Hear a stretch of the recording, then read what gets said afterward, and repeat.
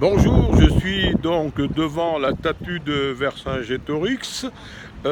Pourquoi Vercingétorix? Parce qu'il a été remis à l'honneur dans de nombreux médias et personne n'est sans savoir que Vercingétorix représente la Gaule.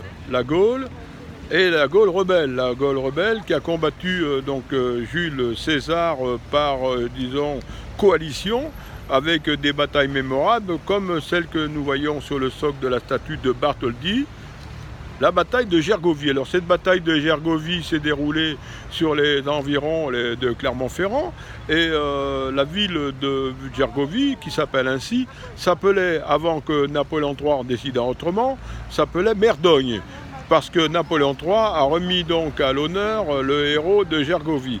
Alors, ce héros est né donc en moins 82 notre ère, est décédé en moins 46 avant Jésus-Christ, on considère ainsi sa date de naissance. Son lieu n'est pas déterminé de façon exacte, mais il n'est pas né à Clermont-Ferrand, il serait né à Coran, où un oppidum et de nombreux fouilles archéologiques ont permis de déterminer, je dirais, la configuration d'une agglomération assez structurée, gauloise, avec des commerces, théâtres, marchés.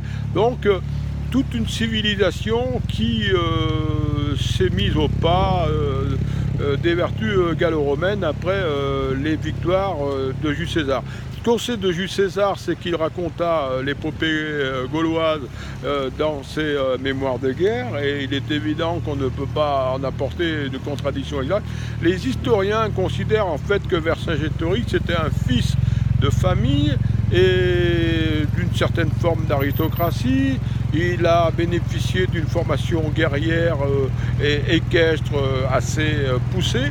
À savoir également aussi que Vercingétorix aurait, dit en passant, combattu dans les armées de César au départ, et la rébellion venue par la suite. Ce qui explique d'ailleurs le sentiment de trahison qu'a senti Jules César.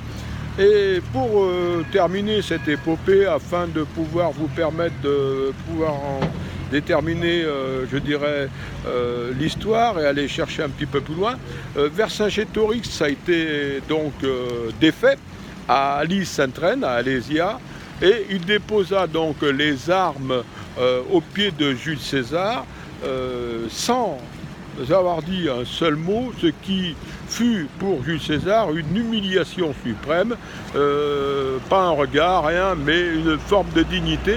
À savoir également que Vercingétorix s'est sacrifié en se livrant afin que les hommes de sa formation armée puissent être, je dirais, préservés. Donc il a donné, je dirais, sa vie en échange de celle de ses hommes. Il a été emmené à Rome dans des geôles qui l'ont laissé mourir à petit feu, et les circonstances de sa mort ne sont pas particulièrement déterminées. On dira qu'il est mort 6 ans après sa captivité, étant entendu que les usages voulaient que lorsque